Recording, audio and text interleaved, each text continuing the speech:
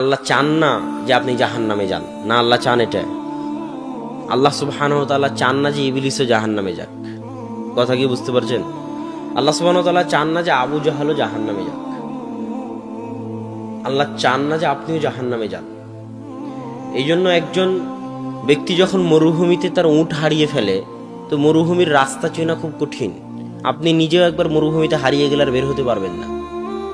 ওই একই জায়গার মধ্যে ঘুরপাক খাবেন, রাস্তা খুঁজে বের করতে পারবেন না। সব দেখতে একই রকম মনে হবে, পাহাড় সব একই রকম, বালু সব একই রকম, ফিল্ড সব একই রকম, ধুধু মরুভূমি। কোন দিকে যে যাচ্ছি, কোন দিকে যে পূর্ব, কোন দিকে যে পশ্চিম, রাস্তা খুঁজে বের করে পার হতে পারবেন না। মরুভূমিতে ঘুরতে ঘুরতে মারা যাবেন। উট মরুভূমির রাস্তা চিনে। তো যে ব্যক্তি মরুভূমিতে উট হারিয়ে ফেলে, মানে তার মৃত্যু নিশ্চিত। তো একজন ব্যক্তি মরুভূমিতে উট হারিয়ে ফেলে নিজের মৃত্যুকে নিশ্চিত মনে করে যে এই মরুভূমিতে আমার তো বাঁচার পথ নাই, আমি তো আমার উটকে হারিয়ে ফেলেছি, তো মরতে যখন হবেই তাহলে একটু বিশ্রাম করি, এখান থেকে আমার বাঁচার কোনো পথ নাই। সে শুয়ে বিশ্রাম করতেছে, ঘুম থেকে উঠে বিশ্রাম থেকে উঠে দেখে তার পাশে তার উটটা দাঁড়িয়ে আছে, হারানো উটটা। তো জীবন ফিরে পেলে মানুষ যেমন আনন্দিত হয়, সে মৃত্যুর মুখ থেকে ফিরে এসে আনন্দের ঠেলায় বলতেছে, খুশির ঠেলায় বলতেছে যে আল্লাহ তুমি আমার বান্দা, আমি তোমার রব। বাক্য উল্টা করে দিয়েছে, মানে খুশির ঠেলায় হিতাহিত জ্ঞান হারিয়ে ফেলেছে। তো আল্লাহ সুবহানাহু ওয়া তাআলা বলতেছেন, এই মানুষটা মৃত্যুর মুখ থেকে ফিরে এসে যতটা না আনন্দিত, আমার কোনো বান্দা যে আমার সাথে সম্পর্ক রক্ষা করেনি দুনিয়াতে যাওয়ার পরে। আপনাদের কয়জনের দাবি করতে পারবেন আল্লাহর সাথে সম্পর্ক আছে? কয়জন? সালাত আদায় না করলে আল্লাহর সাথে সম্পর্ক থাকে? বলেন, সালাত আদায় না করলে আল্লাহর সাথে সম্পর্ক থাকে? আপনাদের কয়জনের আল্লাহর সাথে সম্পর্ক আছে? কয়জনের দাবি করতে পারবেন যে হ্যাঁ আমার সাথে আল্লাহর সম্পর্ক আছে, ছিন্ন হয়ে যায়নি? আপনার সন্তান যদি আপনার সাথে সম্পর্ক ছিন্ন করে, আপনার সন্তান যদি হারিয়ে যায়, তো মায়ের কষ্ট কেমন হয়, পিতার কষ্ট কেমন হয়, আর ওই সন্তানের কষ্ট কেমন হয়? ইউসুফ আলাইহিস সালাম কোথায় 20-25 বছর হারিয়ে গেছেন, বাপ জানেই না ইউসুফ কোথায়। কাঁদতে কাঁদতে ইয়াকুব আলাইহিস সালামের চোখ পর্যন্ত অন্ধ হয়ে গেছে। তো বাপ কষ্টে আছে না নাই?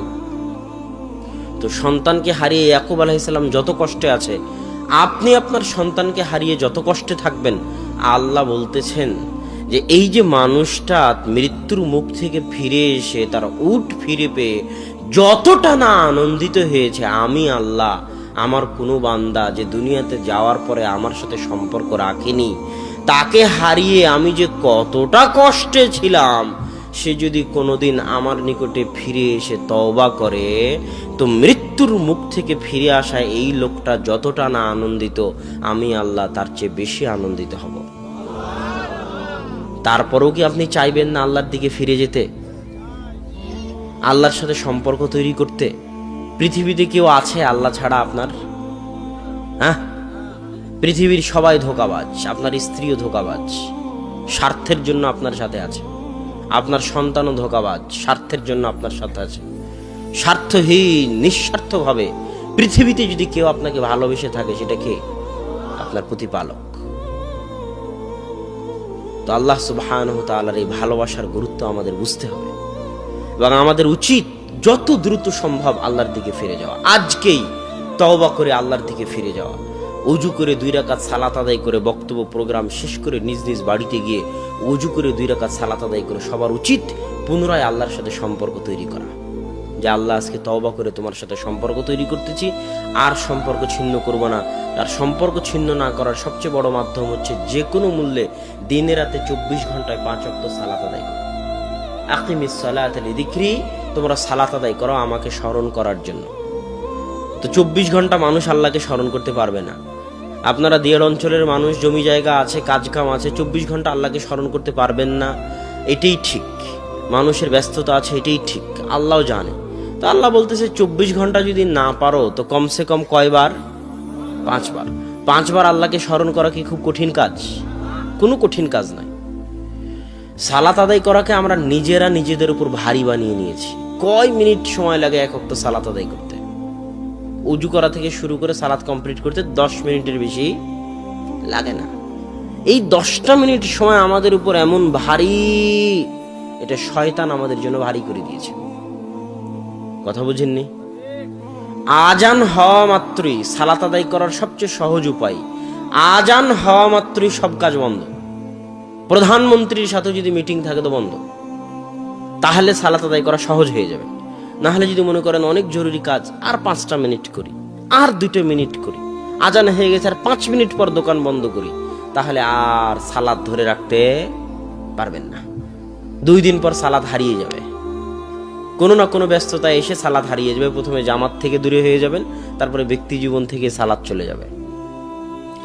আর যদি এটা মূলনীতি বানিয়ে নেন যে আল্লাহু আকবার মুয়াজ্জিন বলেছে মানে আমি যে অবস্থায় থাকি না কেন, যদি শয়তানের সাথে মোকাবেলা করতে পারার সবচেয়ে বড় মাধ্যম, শয়তান কিন্তু আজান হওয়া থেকে আপনার পিছনে লেগে যাবে যে আর 2 মিনিট দেরি করো, আর 2 মিনিট মোবাইল চালাও, আর 2 মিনিট পড়ো, আর 2 মিনিট কম্পিউটার দেখো, আর 2 মিনিট কৃষি কাজ করো, আর 2 মিনিট দোকান খোলা রাখো, শয়তান লেগে যাবে। নামাজিকে নামাজ থেকে এইভাবে দূরে নিয়ে চলে যায় শয়তান। যে নামাজ পড়ে না তার কথা তো বাদই দিলাম, যারা সালাত আদায় করে তাদের এই অবস্থা।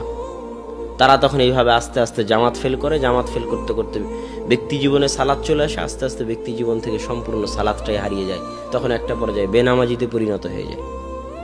তো সালাত আদায় করার সবচেয়ে বড় উপায় হচ্ছে আজান হওয়া মাত্রই সব কাজ বন্ধ, যত জরুরি কাজ হোক না কেন।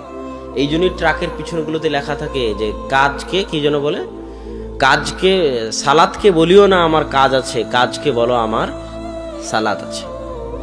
এইটা ছাড়া আপনি আল্লাহর সাথে সম্পর্ক ধরে রাখতে পারবেন না। সালাত ছাড়া আল্লাহর সাথে সম্পর্ক ধরে রাখার কোনো উপায় নাই।